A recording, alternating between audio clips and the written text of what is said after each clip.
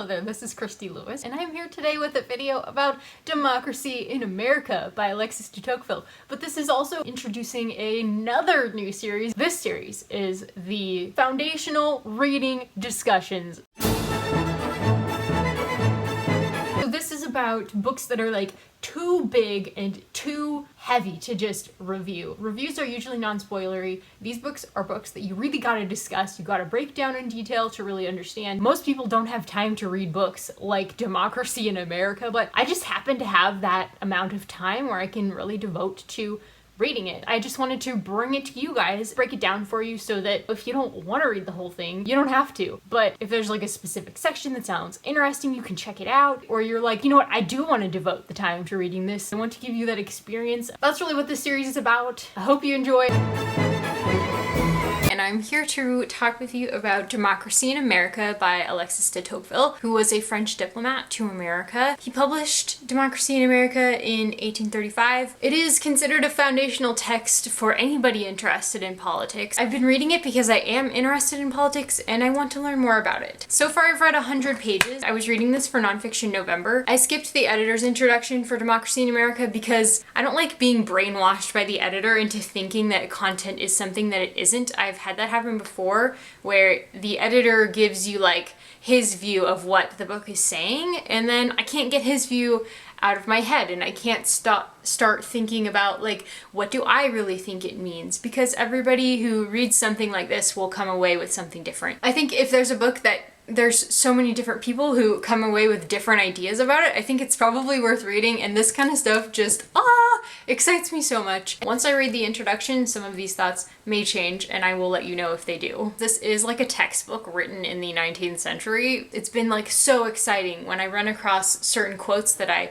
recognize from political discourse. The first 6 chapters of this is very much about American government, and I'll get into that in a minute. De Tocqueville's introduction compares Democracy in America to Democracy in France, and there are some differences that he will lay out throughout the rest of the book. And the most interesting parts are where he quotes things that we're still arguing about today in America, and it's really fascinating to run across things like that I've heard on either side. He talks a lot about administrative centralization and governmental centralization and the differences between the two and whether there should be like central planning of the money or not, and the differences between France, England, and America in all of these respects. I'll tell you the chapter headings that I've read so far, and it's kind of cool that Tocqueville actually puts like little outlines underneath his chapter headings telling you what each one is going to be about, what's coming up, so you can kind of prepare yourself. So this first part is mostly about centralization and impeachment and kind of laying out all the differences between the 3 branches of government as they appear in local and state and federal governments. As I go through this, I often find that I'm struggling in the first third or the first half of a section, and then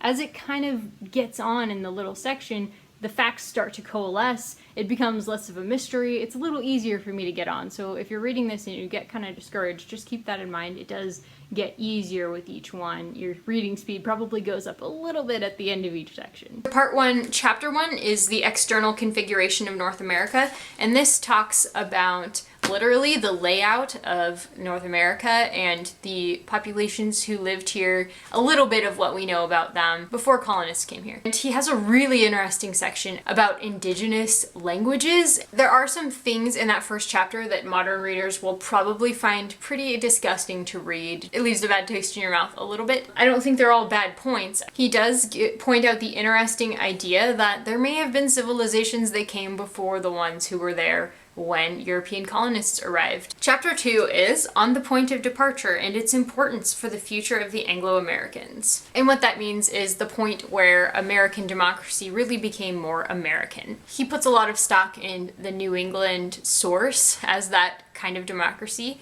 because further south the democracy degenerated a little bit just because of the quality of person who was arriving. There were more educated people arriving in New England, and there was no real sense of class, despite the fact that these people left their class in Europe for freedoms of the mind and of the spirit. He doesn't just let them off the hook though. There's some crazy rules that he does quote in here to call our attention to the fact that some of the things they did were a little bit controlling. For example, blasphemy, sorcery, adultery, and rape are punished by death. Insult done by a son to his parents is struck with the same penalty. If anyone is convicted of worshipping any other god but the Lord God, he shall be put to death. But essentially in chapter 2, he talks about how Puritan New England had a lot of the governmental freedoms that we came to revere in America. The general principles on which modern constitutions rest, the principles that most Europeans of the 17th century hardly understood and whose triumph in Great Britain was then incomplete, were all recognized and fixed by the laws of New England. Intervention of the people in public affairs, rather than letting the crown control everything. Free voting of taxes, responsibility of the agents of power, individual freedom, and judgment by jury were established there without discussion and in fact. That's pretty interesting. I didn't know that from my studies of American history, and I'm an American who has taken classes in American history. Chapter 3 is Social State of the Anglo-Americans. Chapter 4, on the principle of the sovereignty of the people in America. He talks about how he thinks it was the laws of inheritance that made America kind of what it was. Because instead of inheriting landed estates from father to son the way it was done in Europe, in America, things were divided up equally among the sons, which almost guaranteed that the land would be sold and divided. And it wouldn't stay in the family for forever. So the families couldn't hold on to their wealth that way. So whoever was wealthy in America at this time, they were always changing. It was almost never the same people who had all the money. The great families from Europe who came here didn't end up staying great families in America. There just wasn't really a way for them to remain gentlemen. He also says that fortunes are not the only thing that is shared equally in America, so is intelligence. While people in Europe might enjoy intellectual pursuits, here in America, everybody is just kind of, at this time, educated to a certain degree. They don't find a love for intellectual pursuits. Primary education is within the reach of all. Higher education is within the reach of almost none. That was a quote. I forget where from exactly. So chapter 4 about popular sovereignty talks about how the states who had the most gentlemen were the first to be gung-ho about what they called universal suffrage, and what they meant by that was you don't have to have land in order to vote. Because they realized that the tide was kind of against them on this issue, and the more gung-ho they appeared to the people who were soon to be getting the votes anyway, the better they would fare. They wouldn't have as many angry mobs coming after them, like what happened in France and Russia. And then we have chapter 5, which is gigantic. The necessity of studying what takes place in the particular states before speaking of the government of the Union. So this one talks a lot about townships in America. It talks a lot about New England and really breaks down the government there. He talks about how the townships seem so alive in comparison to the French communes that he has visited, how the Americans seem to have a more vital energy, but they're really wild and all over the place. Same thing with their finances. It's not planned, it's way out of control a lot of times, and there were writers that pointed out that the French finances were a lot better, but Tocqueville seems to think that the Americans were happier in their wildness, and they were very active. There wasn't any stagnation. They weren't waiting on people to save them. They were running out and saving themselves, essentially, because nobody was going to come and save them. They had to be their own saviors. And as a result of this freedom from governmental control and intervention, they were very proactive, and he quotes one example, the police force, where oftentimes the wanted man in Europe was kind of he had a lot of sympathy.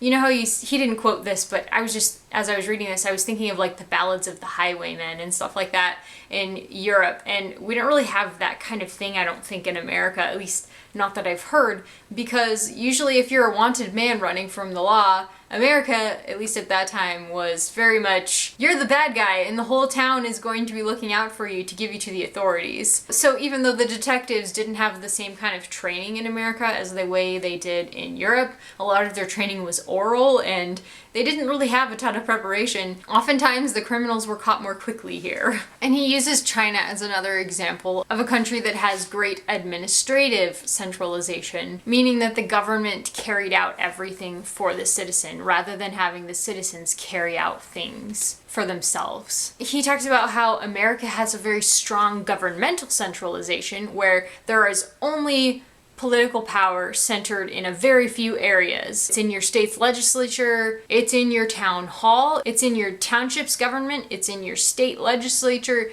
it's in your federal government. And kind of the higher up it goes, the more distant it becomes. The federal government isn't going to come in and try and control your township because the township in general is thought to have a better idea of its own needs than the federal government could have of that particular area. So he has a long quote about centralization, but I'll just tell you the in short version.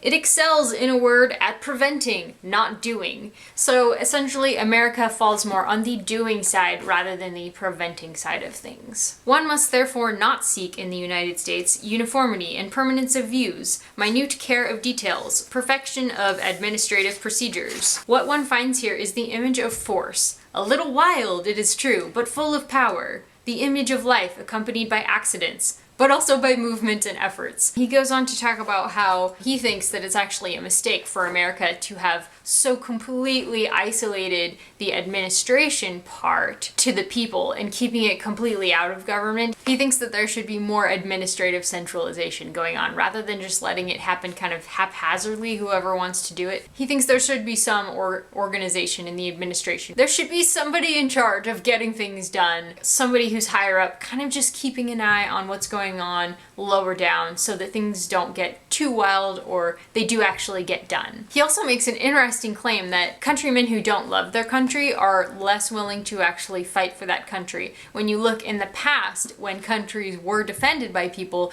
usually the motive was religious and not political. The idea is if the people are not actively engaged in their government, it kind of puts them in danger of like a tyrant just walking in and taking control because they just don't care. That's something that happened in a book called Arslan. It was like a classic dystopian science fiction novel that was published quite a while ago. I reviewed it on my science fiction and fantasy review blog quite in depth. So if you're interested in a topic like that where that actually happens in America, then go ahead and read that review. You might enjoy the book. Okay, in chapter 6, which is the chapter that I read today, on judicial power in the United States and its action on political society. Chapter 6 kind of builds on chapter 5, which just sort of ends with talking about the divisions of power in American society, and chapter 6 like specifically goes into judicial power and how it differs here in America than it did in Europe. This is something I didn't know. I had no idea that like England doesn't have a written constitution. It just has the House of Parliament, which both creates the constitution, like by making its laws. Its laws are the constitution, and it can change them at any time. So it is both a legislative power, and it's also a constituting body, which essentially means that Parliament is omnipotent, and that was a quote from somebody. He did quote somebody English in basically saying that. Parliament is omnipotent. It can change the line of succession. It can do away with all the ways we used to do things and make things entirely new. Parliament can do anything. And that's definitely not how it is in America. Our Congress is our legislative body, and it is balanced with the power of the judicial system and the executive, who is currently in office. And all three kind of have the checks and balances thing going on. In France, your constitution is immutable, which means unchangeable, because it was set up by a king. I could be totally explaining this wrong because, again, I'm not French, I'm not British, I don't really know how things run there, but I'm just going off of what I got out of Alexis de Tocqueville, which is that the French don't change their constitution ever because it was created by, I believe it was one of the King Louis. Oh,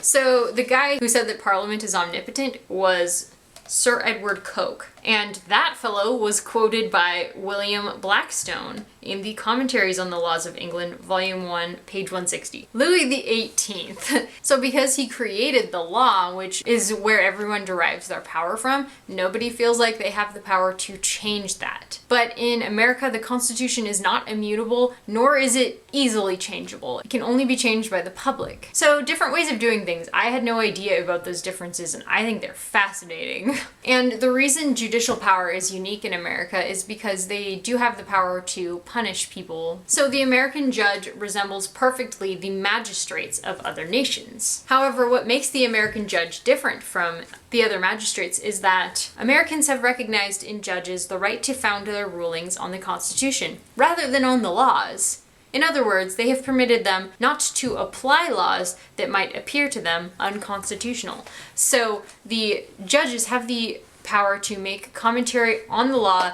They can judge if it's constitutional or not. They can only pronounce these kinds of verdicts when they are appealed to. They serve as arbiters, and they can only talk about particular cases rather than general principles. When a judge attacks a law through like an obscure principle, even if he does say, yeah, this is an unconstitutional law, he can't like repeal the law. He can't take it out of the law. All he can do is blunt the moral authority of the law. Little by little, after repeated blows of jurisprudence, the law finally succumbs. At least that's how it goes, according to Alexis. Hello guys, I am back and I have now finished book 1, part 1. So chapter 7 is called On Political Judgment in the US, and it's essentially about impeachment. So that's what political judgment really means. It's where people in power judge other people in power. The Senate and the House of Representatives get to judge the president, say, in an impeachment hearing.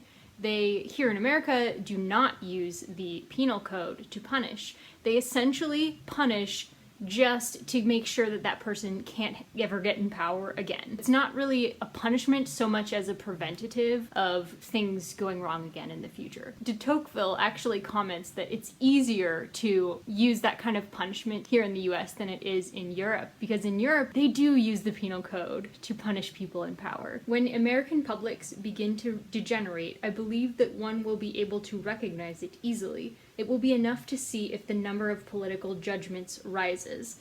So basically, if people are just going back and forth and impeaching each other, the Republic is in trouble. There's a lot of things reading this that make me kind of feel like, yikes, our Republic is in trouble. And I'll get into that a little bit more later. Hopefully we can pull together and kind of unify a bit, guys. It's pretty scary, the amount of anger that's out there and how people don't really listen to each other. It's just that people have a different way of viewing how things work. That's the main difference. So, chapter 8, on the federal constitution. I'm not exactly sure why this is just titled that, because it's about like a lot of things. I guess because the Constitution is about a lot of things. It gets into the federal courts and the federal system in general and how it's different from like the monarchies in Europe. In here he talks in a couple different places about the advantage America had at this time of the writing and at the time of the Revolution in being so far away from the European powers, because it wasn't really so much the power of America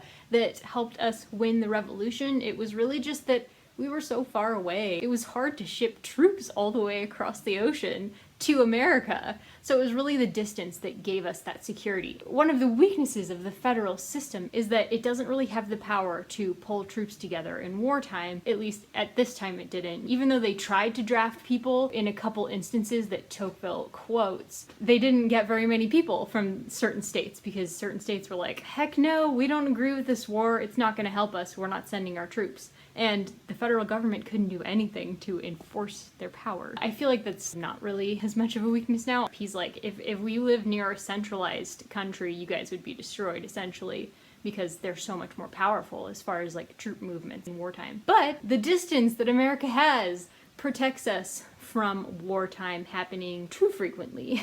He predicted that in the future we would have wars with Mexico. He talked about the other thing that makes the federal system work in America, and that was that the people whom he considers citizens are very homogenous. All throughout the states from Maine to Georgia, I think that was like the extent of the United States at this time. The people who were in power, who had the power to make laws and to vote and revolt if they didn't like what was going on, those people were pretty homogenous. There was less likelihood of something like a civil war tearing the country apart. Although, as we know, that did happen. He also talks about some interesting strengths of America in here, and one of them is that when the Articles of Confederation were recognized to essentially be too weak, the country handled the interregnum, which was the period of time in which there was nobody in charge when the Constitution was still being written. It was like a 2-year period. There was no big revolution. We handled it as a country. It was okay. I think personally it's like, well, we'd been governing ourselves for a long time anyway. People were probably just like, yeah, whatever. Those hoity-toity dudes doing their thing, and we're doing our thing. Which is kind of how it is now with a lot of people who just don't care about politics unless it really affects their lives directly. They're kind of like, yeah, whatever. He talks about how, like, smaller nations tend to be happier, but bigger nations tend to be more innovative and powerful. And he said America is like a good mix of those two because it has a central government that runs certain things better than, like, states could on their own. But it also has the small communities type leadership, which is what's happening in the states, where like the localities kind of govern themselves, they know what they need. The federal government doesn't really step in to try and homogenize that as well. He liked that about America. There's some things he didn't like about America, and one of those things was he didn't like that the Constitution allowed for re-election of certain candidates like the president, because he said that that kind of chains politicians to pleasing the public rather than using their wisdom and discretion to make laws. And he particularly mentioned that with the president. He liked the balance of power between the Senate and the House in Congress because the House shares the will of the people because they are only in there for 2 years before they have to go through re-elections with the people. So they are often like sharing their views directly from the people, whereas the senators have longer terms and they don't have to chain themselves to the will of the people because they don't have to think about it for a few years. So there's a few things that he mentions in here that he's like, yeah, I don't really like that about the Constitution, but for the most part, he's pretty positive. It just amazes me that he doesn't talk about the slavery problem more. Maybe he will later, or maybe I just missed it somewhere in there, but he doesn't talk about, he doesn't seem to really predict the problems that slavery will cause our nation, and I'm just kind of shocked by that. Like, that's a pretty big oversight. So he mentions a few really interesting points in the section about the executive power. The first of those was that he compared them to kings in Europe. And the difference is the power of the executive is like way inferior to the power of a king, because the king can actually propose legislation and he has to work with the other legislators to get anything passed. But the executive can't actually propose any legislation. He is entirely dependent on the Congress, which makes him pretty weak in comparison. Most of the executive's power is in foreign relations, at least at this time. I would actually argue that now the president's power is as much in his cultural influence and the words that he says as it is anything else. Because he does have more power than the presidents at this time did, because our nation is just more powerful than it used to be. But I think the whole reality star president thing has really become a huge part of the presidency. I think that's why people panic when they're talking about President Trump. It's mostly what he says that seems to bother people, for the most part. So there's one point at which Tocqueville says that, like, the executive is not going to ever just be some power-hungry monster because there's not that much actual power associated with being the president. You can't, like, lift up your friends. You just don't have the same amount of power that, like, a king would have, and that was on purpose from the people who wrote the Constitution. But I would argue that definitely the president has a little more power and prestige now than he used to. I honestly think that the president is less of a threat to the nation's unity than the media. I feel like the media is what really gets people riled up. In general, only simple conceptions take hold of the minds of the people. A false idea, but one clear and precise, will always have more power in the world than a true but complex idea. And the federal system is indeed extremely complex. It's a complicated theory whose application requires of us, the governed,